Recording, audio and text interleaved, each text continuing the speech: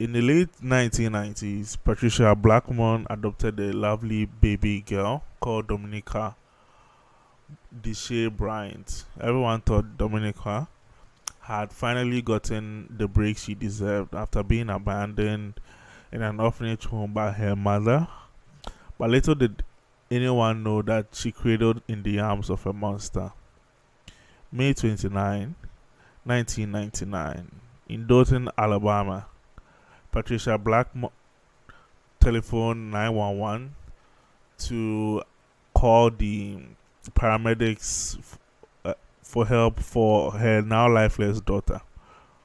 Dominiqua was not breathing, and in a frenzied panic, paramedics made their way to Patricia's home to find the little girl. According to the responding paramedic, however, it was clear that the girl was not out by natural means. Clearly, she had been injured by someone else, so much so that at this point she could not breathe. Dominiqua was on the floor of the master bedroom, clothed in a diaper with blood soaked socks and fully covered in vomit, lifeless with no signs of breath. At 10:22 p.m., Dominiqua was pronounced dead, and the tragedy of her death even haunts us till today. Examining the body of the deceased, the doctors found that the girl was covered with multiple bruises and contusions, as well as an imprint of a shoe on her chest. So I hope you can imagine that, just the fact that the markings that were on her body, right, included the sole of a shoe. And it was so repetitive that most people would conclude that she, died while being stomped to death. Now, obviously, that was not her only injury. There were also markers from previous injuries to her body. Right. Dr. Alfredo Paredes, the medical practitioner who performed the autopsy, he testified that the 28-month-year-old had died of multiple blunt force injuries to her head, chest, abdomen, and other parts of her body. Unfortunately, this is not a laughing matter, and it really goes to show you the gruesome nature of the last hours that the victim Dominiqua had to endure. The doctor affirmed that Dominiqua had broken two bones and had many other injuries in various stages of healing. Right, so that kind of says that this is definitely not her first time getting injured. Right, like if she had, and she did have bruises on her knees and stuff like that. If these injured parts are in different stages of healing, then it shows that definitely she had this, or had a beating of a similar kind before. But certainly that didn't take her life, but this one finally did. Having adopted Dominiqua only 9 months before her demise, Patricia Blackmon is the obvious culprit, and a search of Patricia's home showed the presence of blood on a pool cue, which is crazy. She broke the pool cue, hitting the girl. You can imagine. The child's t-shirt, a pink flat bed sheet, a quilt, two napkins, all of this had blood which matched Dominiqua's blood. Patricia, sometime on the night of May 29, I'd say around 8 p.m., left the company of her father-in-law, went to her mobile home, found Dominiqua, and brutally beat her to death. The 2-year-old had been beaten so badly, like I said, the imprint of her adopted mother's shoe was, literally grafted in her skin. It's really heartbreaking, especially for me. But even looking outside and being someone who is not necessarily related to the victim, you can imagine, you know,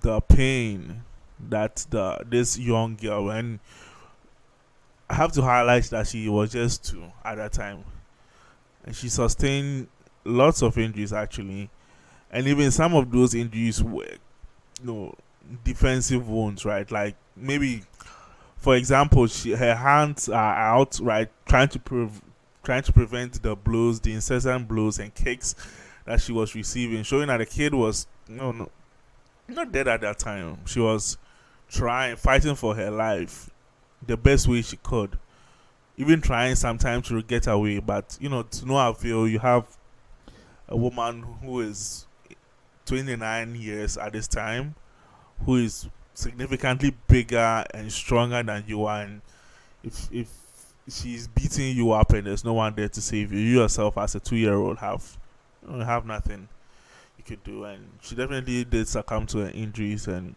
it's really unfortunate. The media got wind of this, and soon after there was a court, hearing on the matter. Obviously, with all the evidence lined up, Patricia was convicted of capital murder. And in Alabama, capital murder is, murder of any intentional murder of any one who is under 14 years old. And the question was, will or will not Patricia get the death penalty? The circuit court in charge found her guilty and sentenced her to death row, where she remains till today. Now, Patricia has made multiple appeals against the circuit court's decision, citing that the jury was biased in their decision because of how the media portrayed the murder of the 2-year-old.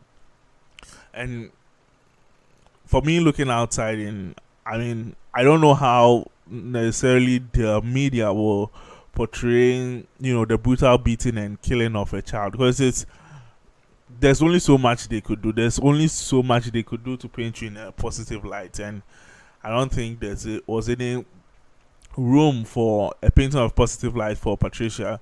Certainly, some of her witnesses, not necessarily witnesses, but friends, people who were in her corner, did back her case. I think there was one woman who said that she would routinely, leave her children in Patricia's care, and I kind of find that very crazy. And others who also saw and thought that the child and the mom had a good relationship. Certainly, that wasn't the case. There was something brewing beneath the surface we definitely didn't know, and it's really a tragedy. In the end, her appeal was eventually denied with another one she also made, following up with that one, and it was denied because it was usually not consistent with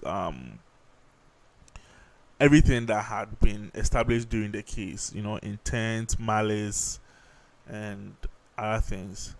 I think one of the interesting appeals she made, and she made a numerous appeals, but one she made that was interesting was, and I think that's the most interesting. It was talking about how she didn't deserve the death penalty, right? She didn't deserve the death penalty because the murder she committed did not meet, according to her, the court's criteria of heinous, atrocious, and cruel. Right? The court is supposed to convict you or put you on death row if they can establish that. And according to her, the child had been knocked out. Like when she was beating a child fainted, knocked out, and that was before most of the damage was done. So most of the kicks and punches, and you can imagine, and all this is being laid on a 2-year-old. It's mind-boggling that she thought this would work. Honestly, what do you really expect? In the end, needless to say, the courts, said this did not hold up. And looking at some of looking at some of the testimonies from the medical examiners, and knowing before that the kid did have some defensive wounds, we can establish that she was alive for most of the ordeal, and it's just a shame. It's just a shame that she had to go out this way. Certainly, Dominiqua Bryant, it's a precious life and soul, precious in the eyes of God and in our eyes. She could have lived to be anything, you know. She could have been a great citizen. Certainly, she wasn't given a chance, robbed, and had her life taken away from her by Patricia Blackmon. And it's a shame that we do not have any pictures. Anyone outside the immediate family, we do not have any pictures to remember her by. And also, since it's such an old case, it's the finding pictures on the individuals involved is kind of hard. But certainly, we have enough of Patricia Blackmon, and I think, in my personal opinion, that the decision is right. You take the child's life. I mean, what else could you do to merit the death penalty? I have to wonder. And I think the most interesting thing here is that, and I don't want to give generalizations, but the most interesting thing here is that it was a woman killing a child in the end, right? Women, we would think, have more empathy, have more of a soul, and care about kids.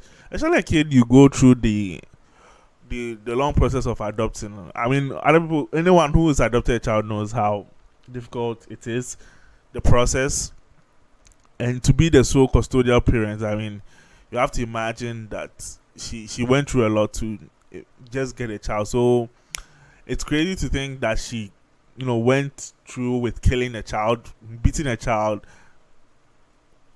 even if it's for crying. I have no idea. Maybe you are so angry, there's no justifiable reason, but beating a child to death, for me, it crosses the line. And I think it does show that each and every one of us, right, has the potential to, go on a very dark road, right? If each of us, and we are being honest with ourselves, we are no more better than Patricia Blackmon.